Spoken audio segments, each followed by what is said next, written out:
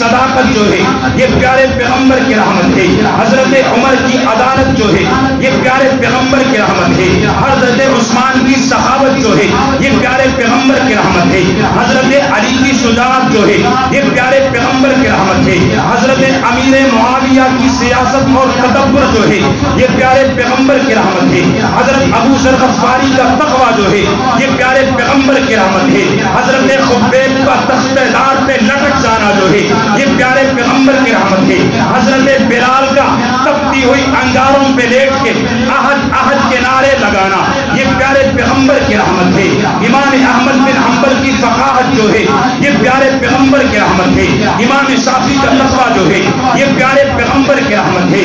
امام مالک کے رجوع اللہ جو ہے یہ پیارے پیغمبر کی رحمت ہے. امام احمد بن حنبل کی استقامت جو ہے یہ پیارے پیغمبر کی رحمت ہے. اور آج میں اور آپ اگر مسجد میں بیٹھے ہیں, ہمیں اگر کلمہ نصیب ہے, ہمیں اگر سیرت محمد الرسول اللہ نصیب ہے, تو یہ بھی پیارے پیغمبر کی رحمت ہے. آج اگر ہم اللہ کے فرمانبردار ہیں یہ پیارے پیغمبر کی رحمت ہے. آج اگر ہم شرک سے بیزار ہیں یہ پیارے پیغمبر کی رحمت ہے.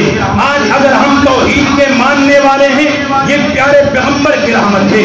اسی لیے کہا گیا کہ وہی یونان کہلاتا تھا جو تہذیب کی دنیا, وہی یونان کہلاتا تھا جو تہذیب کی دنیا, وہی روئے زمین پہ آج تھا تقریب کی دنیا. غرض دنیا میں چاروں صنف اندھیرا ہی اندھیرا تھا, نشان نور گم تھا اور ظلمت کا بسیرا تھا.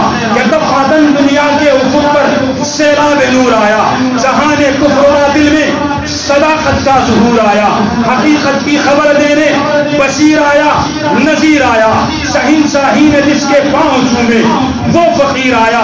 مبارک ہو زمانے کو یہ ختم المرسلین آیا, صحاب رحم بن کر رحمت للعالمین. نعرے تکبیر, شان صحابہ, صحابہ